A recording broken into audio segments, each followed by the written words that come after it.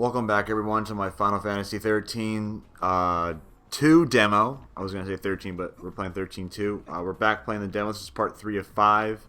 And in the last part, I was going to explain how to upgrade your monsters. And to upgrade your monsters, you don't need like Crystarium points or CP like Noel and Sarah do, or like in 13 where you upgraded your characters. Instead, they get like these, like, I don't know, I forget what they're called, but for machines, you get these things called bolts, and for regular monsters that are not machines, you get like manas or something. Regardless, I forget what they're called, but if I get one, I'll show you in this video. I get a lot of them in this video. Not potion, but yeah. And then you go to the Crystarium. Pretty much, you get these certain items for machines. They're bolts, and for other monsters, they're everything but bolts.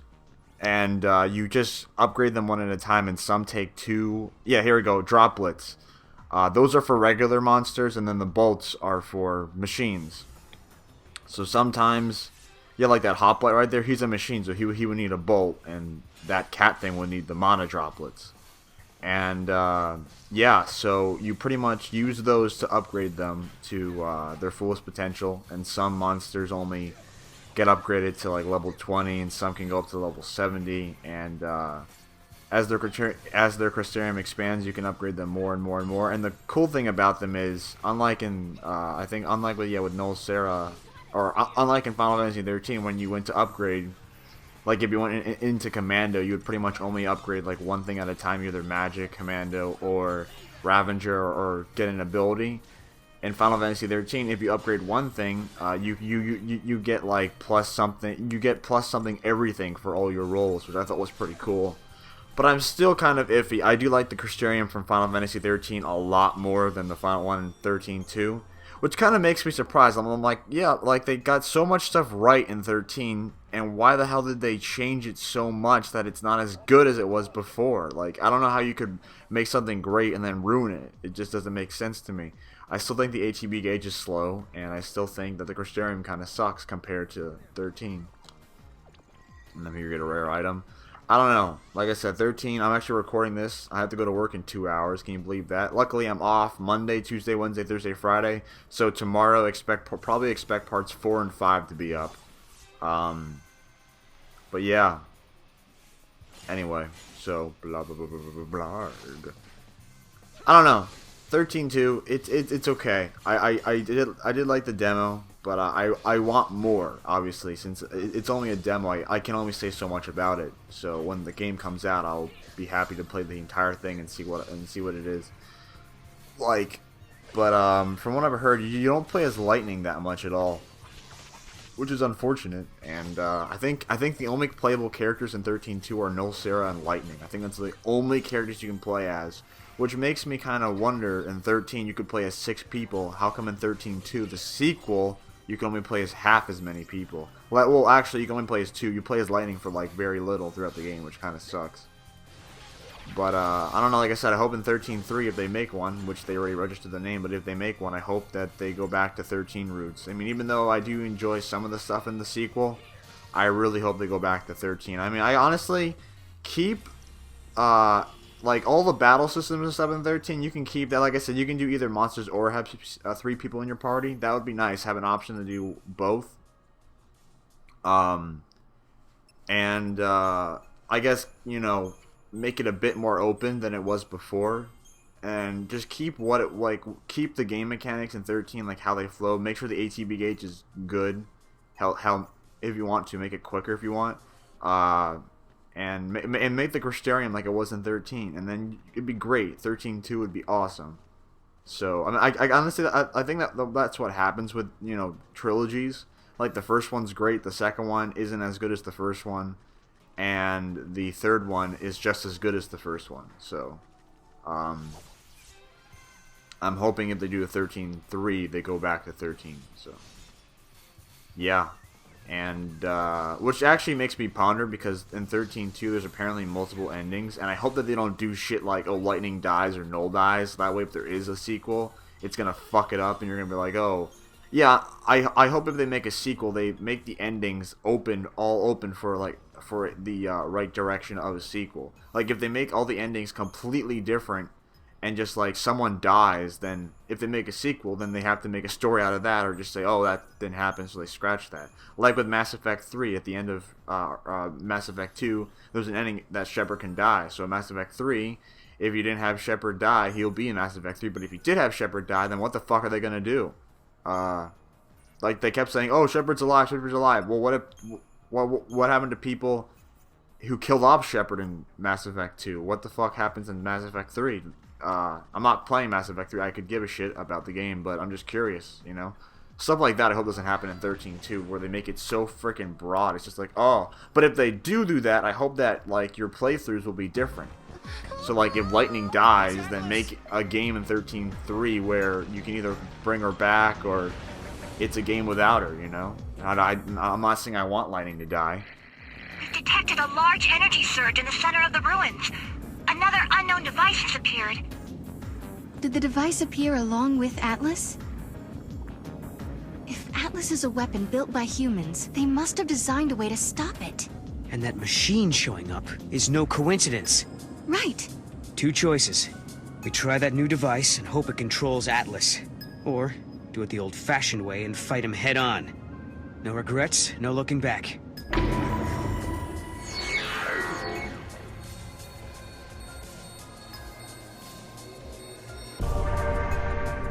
I'm all for living in the moment. I'm with you. No regrets. All right then. But we'll see what happens. We will see what happens. And this is actually weird because like there's so much interactive talking in 13.2 now, so I don't even know where to cut my audio so you can hear like cutscenes. I don't know if they count as cutscenes per se, because I think now cutscenes are gonna have QuickTime events. So what the hell? I don't know. I think for like really important cutscenes, I probably won't. I mean, I think obviously some cutscenes won't even have QuickTime events, but we'll see. We will see. But yeah, it's like Heavy Rain except Final Fantasy 13. I'm actually interested in Final Fantasy 13 Versus 13.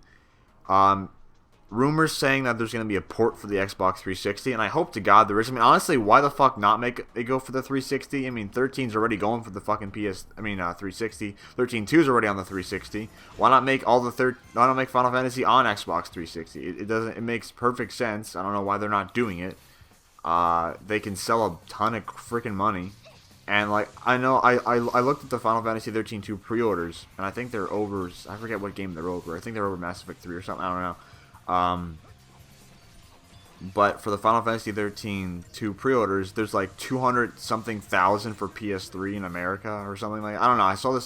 I saw this mini chart. It could have been fake, but it said around 200,000 PS3 users have pre-ordered Final Fantasy 13, and around 70,000 users have pre-ordered for the Xbox 360. That's nothing compared to PS3, but hell, they get an extra 70,000 people who can get it on 360. So that's an extra 70,000 games. $60 a game, how much is that? Like $140,000? That's a lot of fucking money. So, you know, that much extra, it's great. So, yeah, 140, and they get an extra 140,000, probably more. And that's only counting pre-orders, not counting people just, you know, buying it on, like, day launch or, you know, after that. So, estimated around an extra $140,000 just for putting it on Xbox 360. So they can make a lot more money if they do multi-console. So I think putting it on the Xbox, who gives a shit? Oh, it's on PS3. It was on fucking Nintendo first. Who gives a shit if it's, you know, on consoles? Who gives a flying fuck? I don't. I certainly don't. And it's great that I think it's coming to Xbox, or I hope it would come to Xbox Versus 13, or just other titles, because then I could, you know, play it. I mean, I'm not going to buy a PS3. I personally don't like PS3. Oh, this is where the, oh wait, no, it's not. Never mind. Yeah, I don't like PS3. I don't like the dashboard. I hate how there's no cross-game chat. I have to have cross-game chat. If you don't know what that is, it's a party chat for Xbox. Oh, that's what we call it.